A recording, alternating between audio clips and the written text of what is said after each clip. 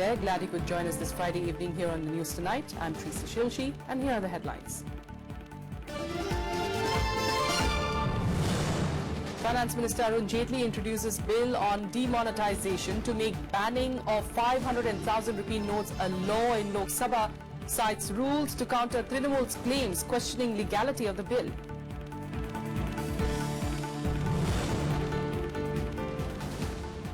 Centre asks the Assam Rifles to ensure safety of Nagaland Chief Minister T.R. Zeliang. Violent protests continue in the state over announcement of 33% quota for women in urban local bodies.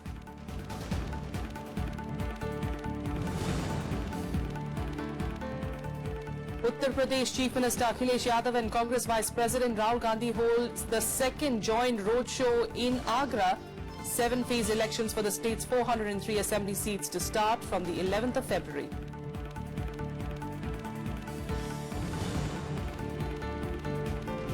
And US President Donald Trump's administration warns North Korea, says it will be met with an effective and overwhelming response if Pyongyang uses nuclear weapons.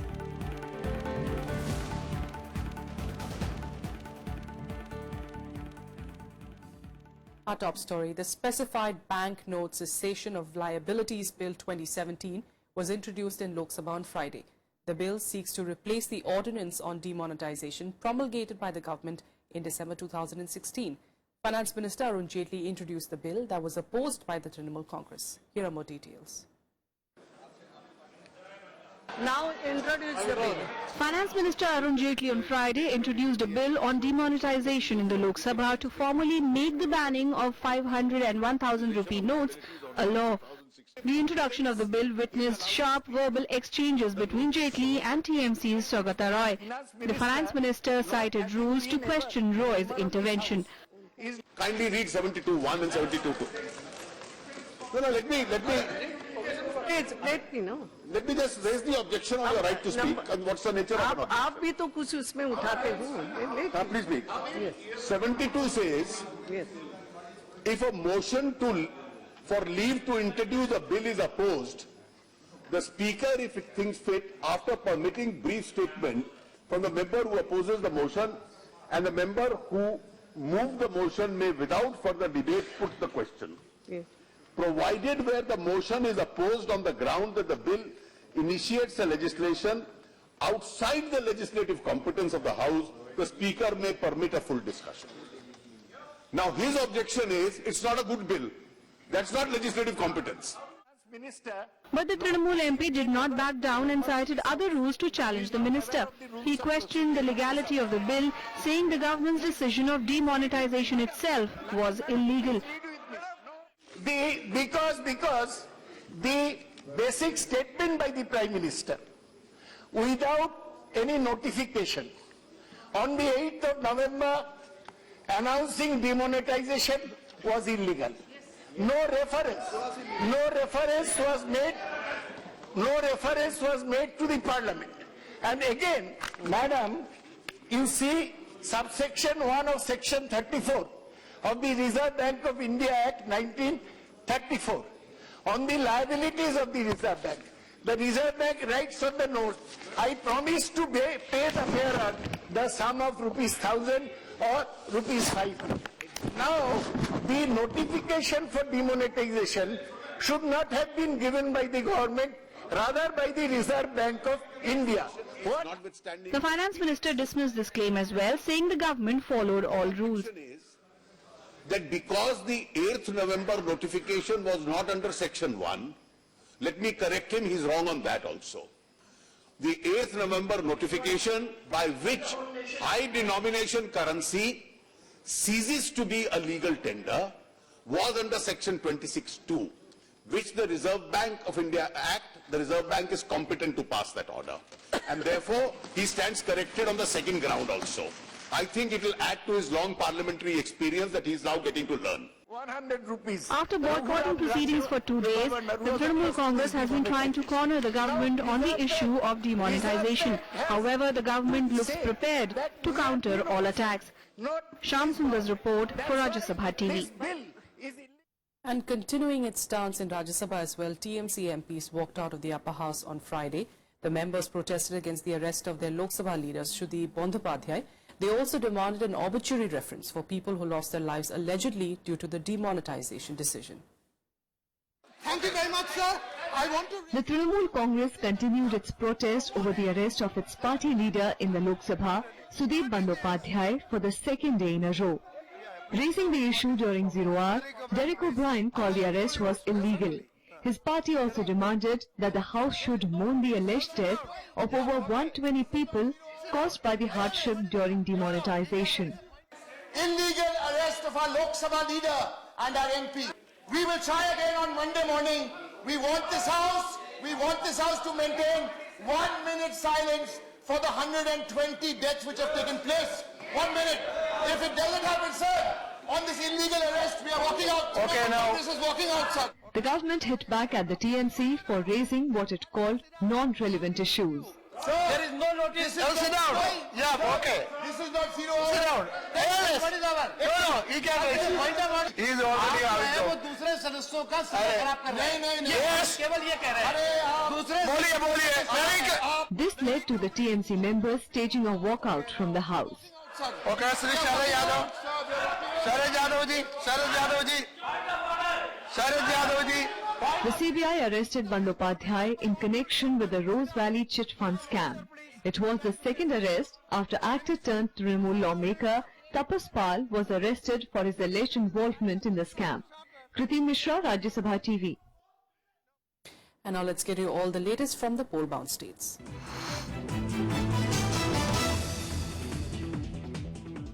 With campaigning for Punjab ending on Thursday, the state is now preparing for the big poll day on Saturday, the 4th of February. In Punjab, poll preparations are in place for elections to the 117 seats in the State Assembly. 1,145 candidates are in the fray this time. The state will witness a multi-cornered contest on all assembly seats. While Congress is going alone on 117 seats, ruling Shiromani Akali Dal and its ally BJP will contest on 94 and 23 seats respectively. New entrant Aam Aadmi Party has fielded candidates on 110 seats and its ally the Lok Insaf Party on 7. 6 candidates are in the fray in Lambi in Muksar district, from where Chief Minister Prakash Singh Badal and State Congress Chief Captain Amrinder Singh are contesting. Over 200 companies of paramilitary forces have been deputed for the election in the state.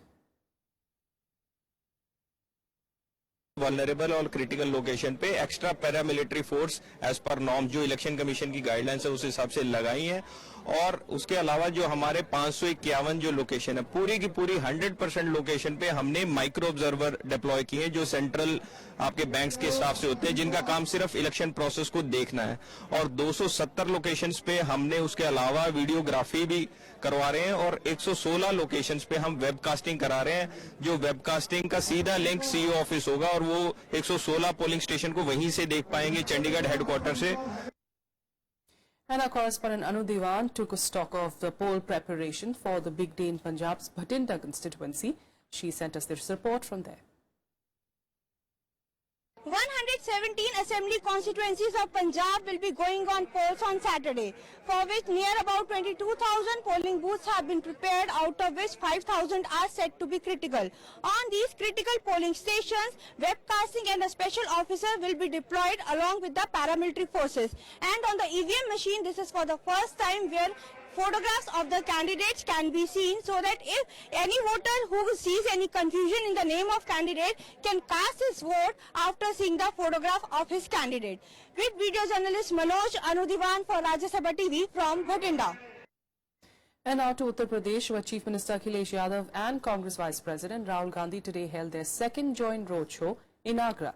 The two leaders stood atop the vehicle and waved to supporters. The mega roadshow in Agra is an attempt by the Samajwadi Party and the Congress to bulldoze into the minority bastion and claim the Muslim votes. This was the second roadshow by the two leaders after they held a joint press conference and a roadshow in Lucknow on the 29th of January. The 7-phase elections for the state's 403 assembly seats will start from the 11th of February. The Congress and ruling Samajwadi Party are contesting the election in alliance. Meanwhile, BJP President Amit Shah on Friday reiterated his party's commitment to protect girls from eve teasers. Terming eve teasers as Romeos, Shah promised that anti-Romeo squads will be formed in every college across the state to save girls. Shah was addressing a rally in Uttar Pradesh's Meerut district, where he criticized the Akhilesh Yadav government for what he called its failure on the law and order front in UP. The BJP president also asked people to give his party a chance to form the government for the sake of development in the state.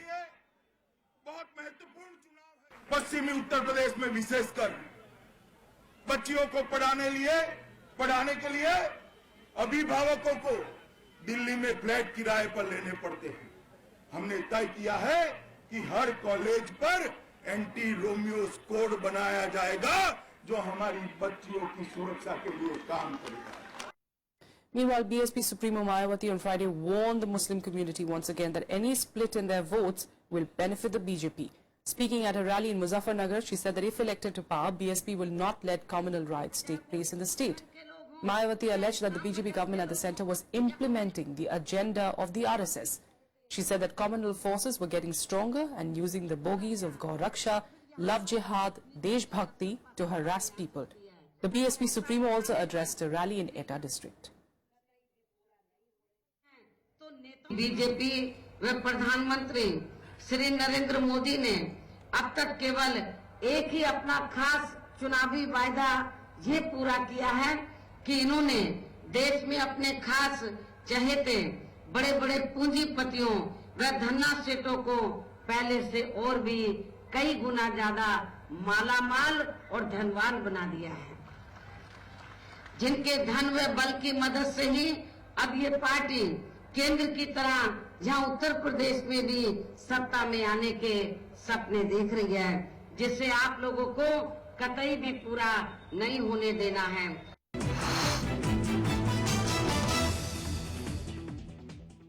Now to the other national stories. A normal life was crippled in the biggest town of Nagaland on Friday due to an indefinite shutdown against the proposed 33% reservation for seats for women in civic polls.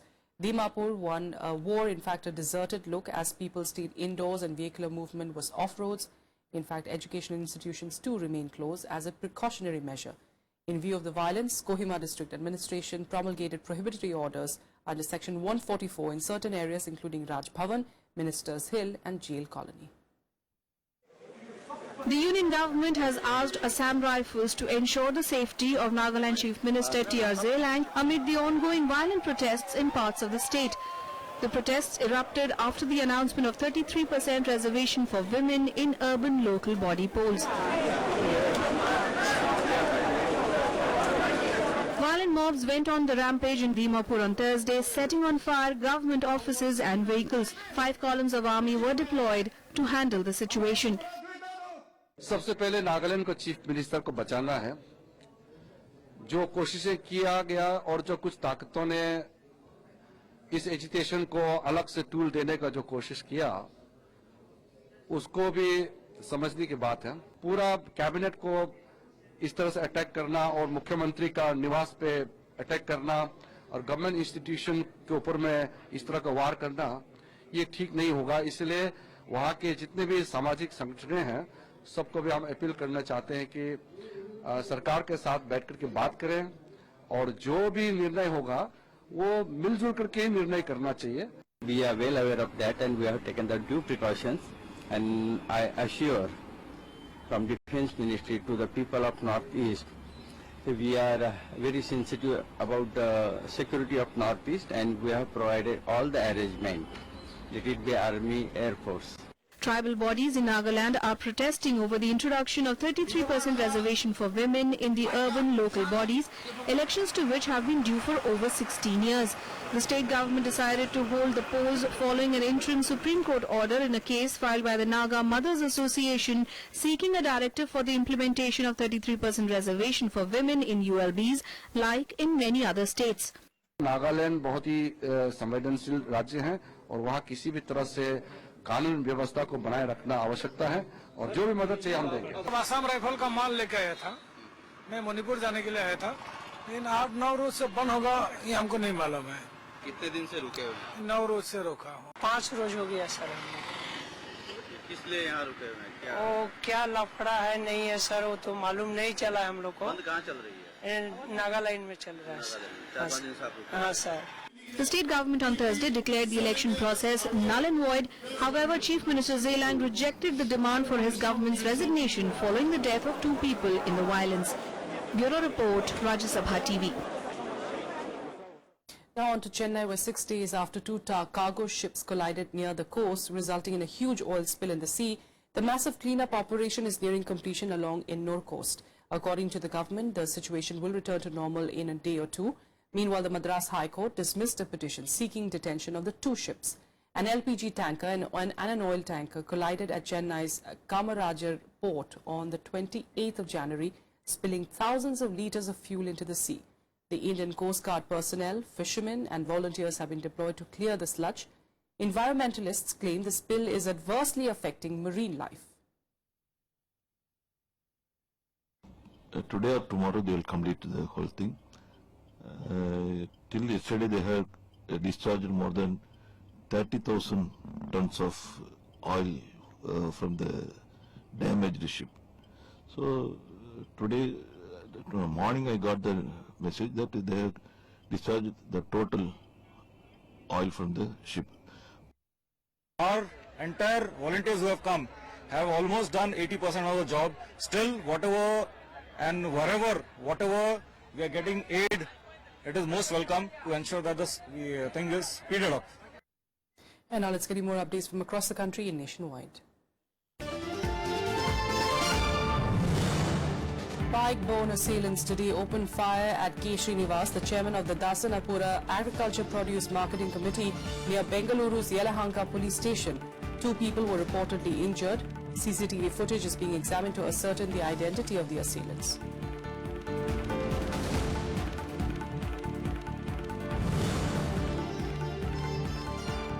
UP Special Task Force today busted an alleged online trading scam worth over 3,700 crore rupees in which nearly 7 lakh people were duped.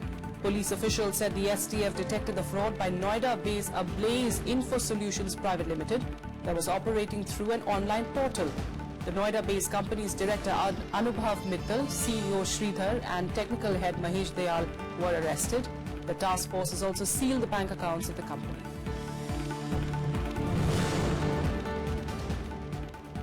The toll in an under-construction building collapse today climbed to 8 with the recovery of another body from the debris. The relatives of some of the labourers staged protests outside the residence of the building's owner Mehtab Alam but were soon dispersed by police.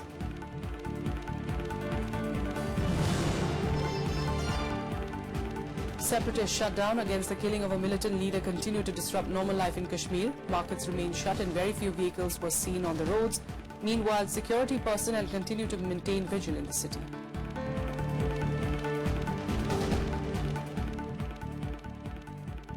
With a quick break, up next, international news.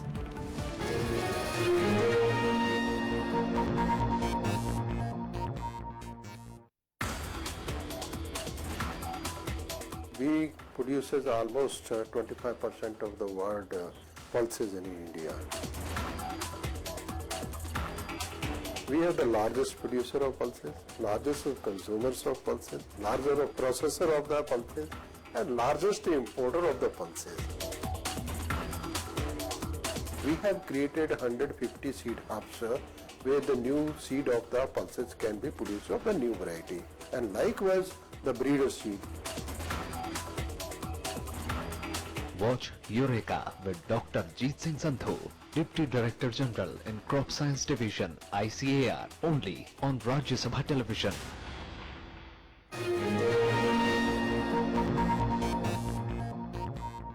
Welcome back. Let's get to international news now. And in the US, Donald Trump's defense secretary has warned North Korea that it would face a strong response from America if it used nuclear weapons. Speaking in South Korea on Friday, James Mattis reassured the government in Seoul that the US would retaliate should its northern neighbor launch any attack. Here's a report.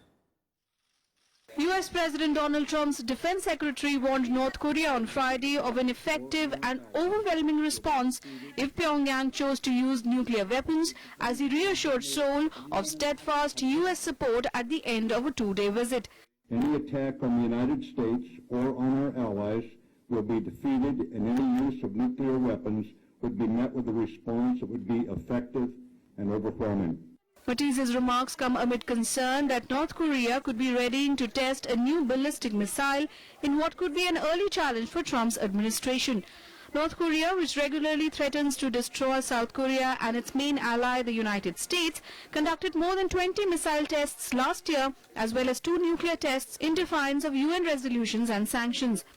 North Korea continues to launch missiles, develop its nuclear weapons program, and engage in threatening rhetoric and behavior. North Korea's actions have prompted the United States and South Korea to respond by bolstering defenses, including the expected deployment of a U.S. missile defense system known as the Terminal High Altitude Area Defense in South Korea last year. China, however, has objected to the deployment, saying it will destabilize the regional security balance, leading to calls from some South Korean opposition leaders to delay or cancel it. 我们坚决反对美韩在韩国部署萨德反导系统，这一立场从来没有变化，也不会变化。这立场也是非常明确的。我们认为呢，美韩此举。 South Korean Defense Minister Han Min-koo reaffirmed plans for the deployment and said Matiz's visit to Seoul, his first trip abroad as Defense Secretary, sent a clear message of strong U.S. support. 한미 국방장관 회담을 가진다는 사실 자체가 북한의 핵 미사일 위협에 대한 한미 동맹의 단호한 대응 의지를 나타내는 것이며 북한에게는 가장 강력한 Former U.S. officials and other experts have said the United States essentially has 2 options when it comes to trying to curb North Korea's fast expanding nuclear and missile programs: negotiate or take military action. Neither path offers certain success, and the military option is fraught with huge dangers, especially for Japan and South Korea, U.S. allies in close proximity to North Korea. Bureau Report, Rajya Sabha TV. And here are more international news updates in Global Buzz. A French soldier shot and wounded a man armed with a knife after he tried to enter the Louvre Museum in Paris. The state police believe he wanted to carry out a terrorist attack. The attacker was alive but seriously wounded, the head of the Paris police has said. The identity and nationality of the attacker remains unknown.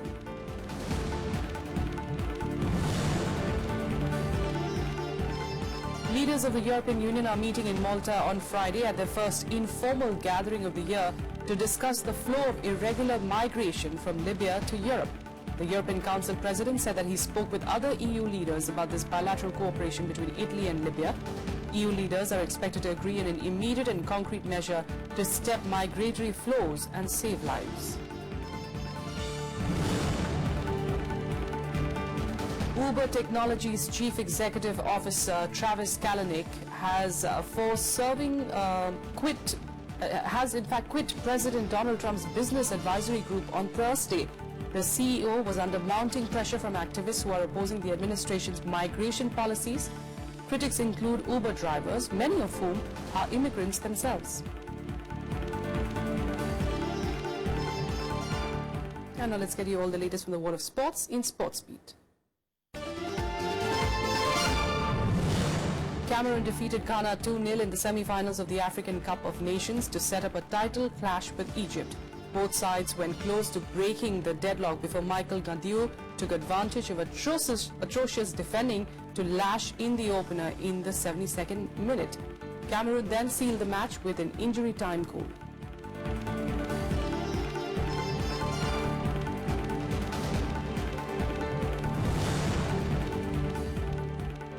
Nick Kyrgios and Jordan Thompson helped Australia take a 2-0 lead over the Czech Republic in the Davis Cup.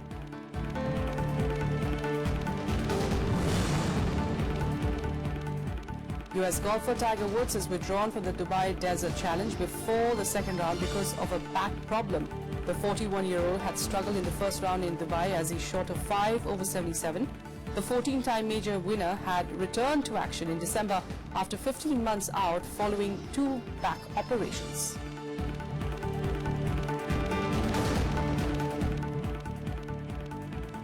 That's all we have for you in the news tonight from the entire team here. Good night. Have a great weekend.